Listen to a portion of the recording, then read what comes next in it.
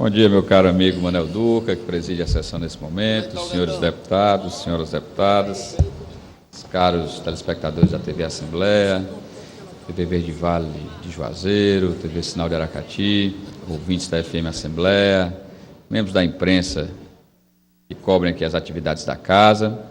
O nosso tema de hoje, senhores deputados, senhoras deputadas, é tentarmos aqui sensibilizar a que os nossos congressistas possam tomar uma atitude, meu caro deputado Elmano, que seja ela no sentido de fortalecer a administração pública. Todos nós sabemos, principalmente quem já militou na vida dos municípios, que existe uma lei que, após a Constituição Estadual e após a Lei Orgânica dos Municípios, é a que fala mais forte na administração pública municipal, que é a 8666/93, a intitulada Lei das Licitações e Contratos. Fui prefeito entre janeiro de 97 e dezembro de 2004. E naquela época, a lei vigente era a que até hoje está em vigor, essa mesma 8666/93. Imaginem os senhores que daquela época para cá, os valores que eram considerados dispensáveis de licitação para a aquisição de bens, R$8.000, e para serviços de engenharia de R$15.000, permanecem os mesmos. A lei não se modernizou em nada, a não ser em um episódio que reputo dos mais felizes ainda para a melhoria desta lei, que foi a de diferenciação na competitividade nos processos licitatórios para as micro e pequenas empresas. Fato bastante relevante, diga-se de passagem, que fez com que houvesse um tratamento diferenciado para que as micro e pequenas empresas pudessem fazer com que, na sua competição, se até em 5% menor fosse o valor de preços, quer para aquisição de bens, quer para elaboração de serviços, fosse colocado como condição, ela assim prevaleceria sobre as empresas de médio e de grande porte. Entretanto, e aí a gente sabe, os próprios faturamentos da micro e pequena empresa estão sendo constantemente aumentados para que haja uma conformação com aquilo que o mercado e com que a atividade econômica no país produz.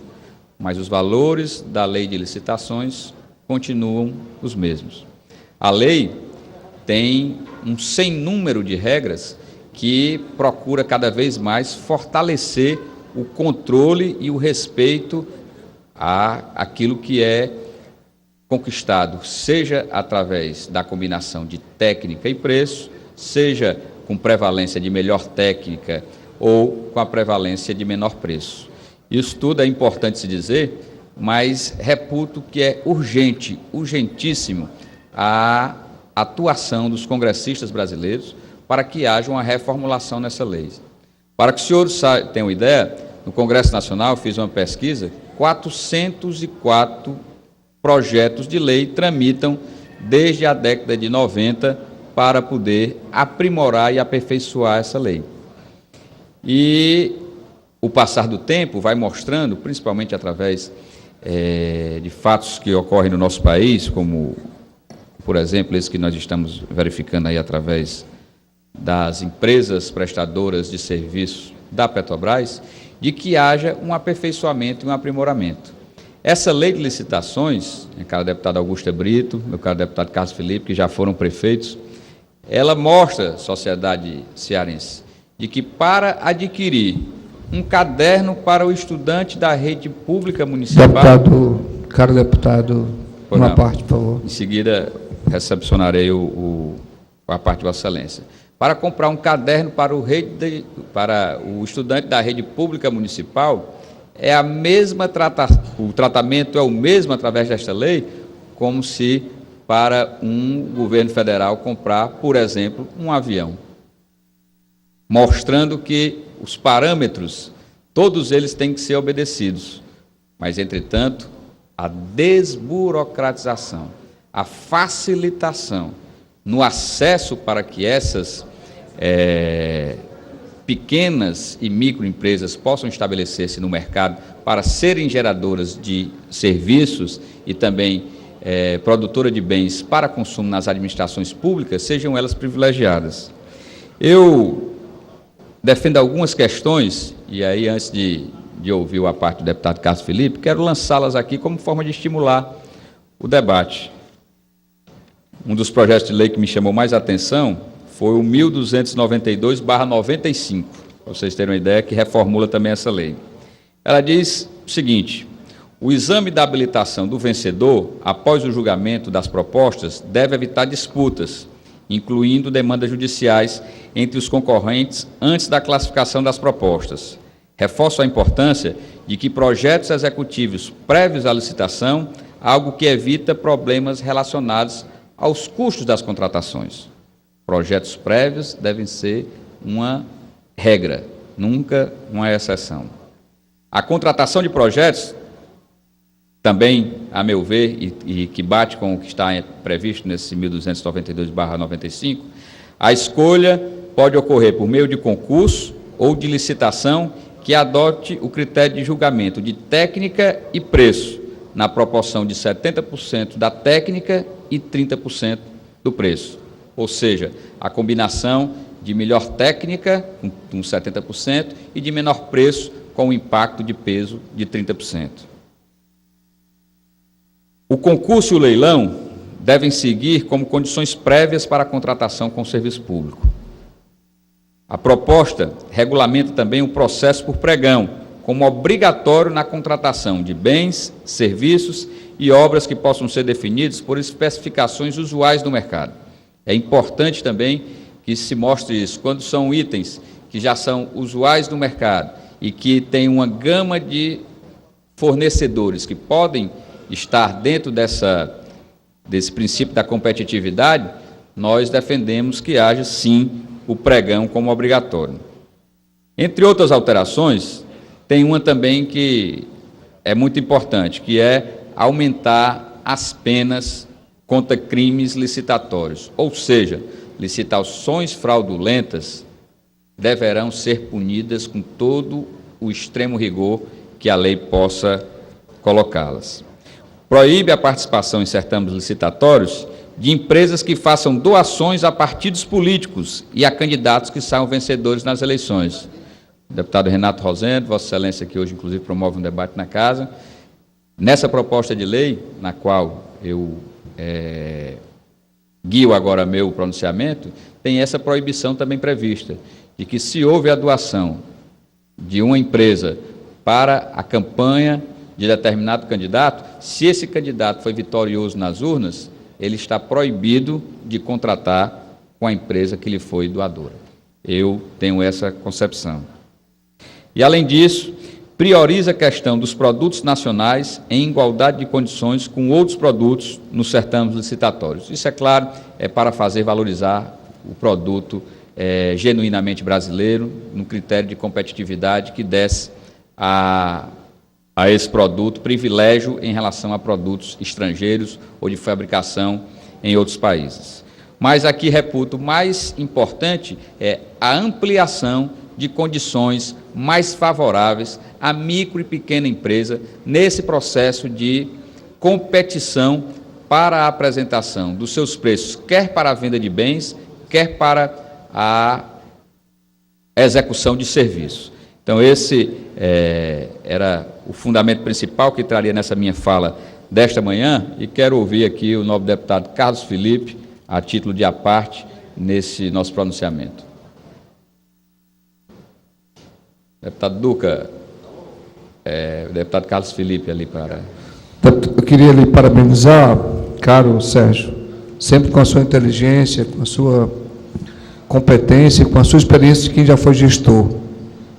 E chamar a atenção para possíveis prefeitos aqui que hoje fazem parte desse plenário, que hoje, como está a lei da licitação, ela praticamente inviabiliza uma administração pública efetiva, eficiente, responsável, rápida. Vou dar só um exemplo, o caso do Lago de Fronteiras. licitação feita pelo Denox. 3 a 4 anos, Duquinha. A empresa de segundo lugar questionava na justiça. E isso se postergou por 3 anos, até ter um acordo entre as empresas quem ia fazer o quê. Outro exemplo, Hospital de Crateús. A questão da técnica e a questão do preço. Veio uma empresa, consegue vender um material com uma luva, num preço baixíssimo, mas de péssima qualidade. Que o profissional de saúde pega a luva e ela se rasga. Botou um preço baixo, ganhou, mas o material não é adequado. Daqui que o prefeito, o secretário de saúde, vai suspender aquela licitação, para chamar o segundo, ou para fazer outra licitação, a complexidade com que está hoje.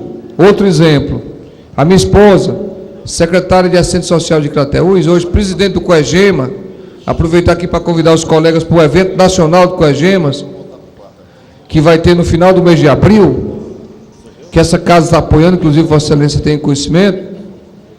Ela não quase perde uma licitação no Projovem para comprar roupa das crianças com recurso em caixa.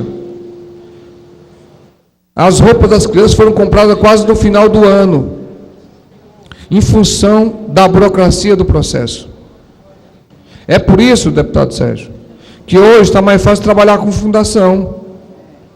As fundações Camilianos, as Santas Casas, as fundações filantrópicas, porque elas não estão essa dificuldade burocrática que o país tentou colocar.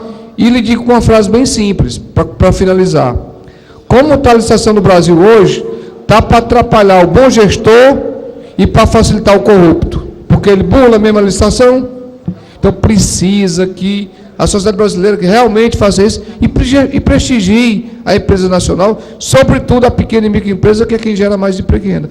Parabéns, esse debate é um debate importante, precisa realmente, só quem foi gestor que compreende isso. É muito fácil criticar porque que uma obra está parada às vezes, por que ela não continua. O empreiteiro não está cumprindo, você tira ele, você não consegue fazer outra, porque não conhece a legislação brasileira, sobretudo a legislação 866. Parabéns.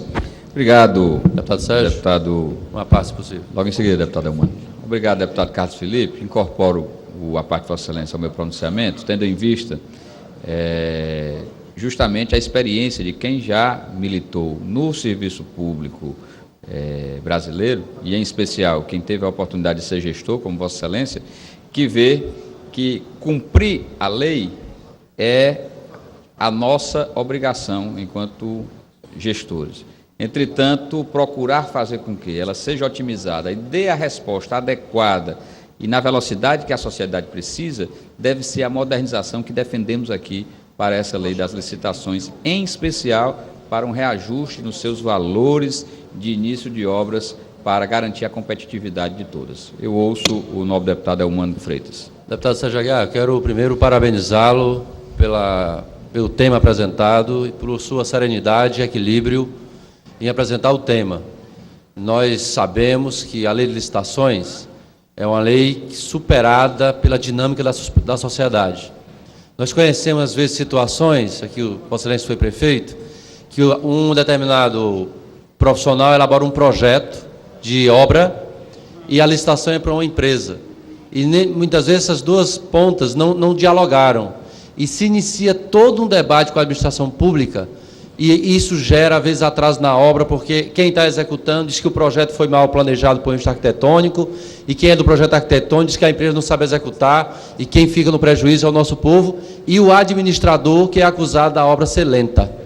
Portanto, efetivamente, é necessário modernizar. E quero destacar a posição de Vossa Excelência, e me acostar a ela, da defesa de nós termos uma priorização para as pequenas e microempresas nos processos licitatórios. São responsáveis por mais de 90% dos empregos no nosso país e, portanto, merecem uma participação maior nos recursos públicos, nas licitações que o poder público realiza. A posição de Vossa Excelência é fundamental para que nós tenhamos um apoio decisivo para a pequena e para a microempresa. Parabéns. Agradeço, incorporo aí pelas palavras que Vossa Excelência traz e que coleciono junto ao meu pronunciamento, tendo em vista justamente isso, que o que nós precisamos no Brasil é termos leis que façam com que o controle possa ele ser rígido, mas que possam ser mais céleres na perspectiva de dar à sociedade brasileira a resposta àquilo que é necessário por parte da administração pública brasileira. Dito isso, é que venho aqui mais uma vez dizer que defendemos a reformulação e a modernização da lei. Deputado Duca, acho que os microfones aí estão, com problema, porque está dando microfonia. Que a lei 8666/93 sofra as modernizações que são necessárias para o século XXI, para a boa e eficiente gestão dos serviços públicos brasileiros. Também quero, senhor presidente, antes de finalizar, me congratular aqui com a deputada Augusta e com o deputado Bruno Pedrosa, que hoje à tarde promoverão a audiência pública em defesa da Universidade da Ibiapaba. Sou também um dos entusiastas desse projeto, iremos participar aí para mostrarmos que, quando se fala em educação de nível superior, quando se fala na distribuição de ciência e tecnologia para os jovens do nosso interior cearense, em especial da região da Ibiapaba, deveremos estar todos irmanados para conseguirmos efetivamente tirar do papel esse que é um sonho de muitos, para que possamos tornar realidade para todos nós cearenses. Então, deixo aqui também, são às 14 horas, né, deputada Augusta? Às 14 horas, no Complexo das Comissões, a audiência pública em defesa da instalação da Universidade da Ibiapaba. Era só, senhor presidente. Muito obrigado.